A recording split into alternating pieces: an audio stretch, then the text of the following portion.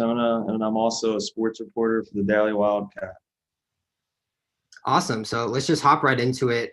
It's been about a week and a half since the Pac-12 postponed its fall sports. I've been saying that phrase so many times it's starting to, sound really weird in my head. Postpone fall sports. So yeah, it's been about a week and a half, and we're just finally starting to see the aftershock of the news. And Arizona got hit pretty hard with that aftershock. The Schooler brothers, both Colin and Brendan Schooler, announced on social media this past Wednesday that they are entering the transfer portal. And of course, Colin is a 3-year starter. Brendan, who transferred to Arizona from Oregon a few months back.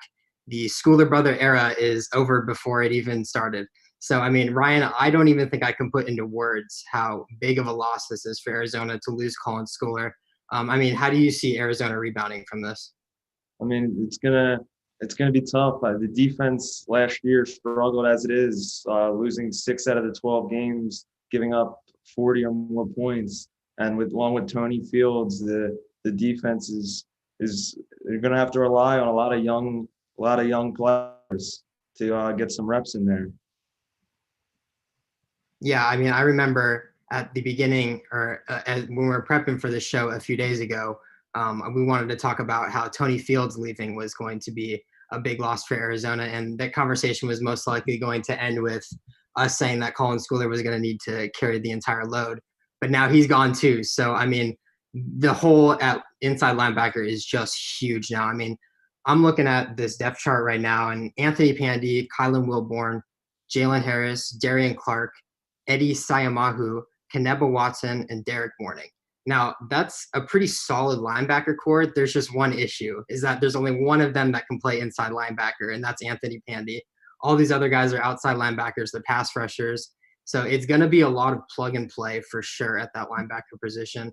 I know Darian Clark played a little bit of inside linebacker in high school and racked up a bunch of tackles when he was there. But I mean, just looking at his height and weight, he seems a bit undersized for inside linebacker.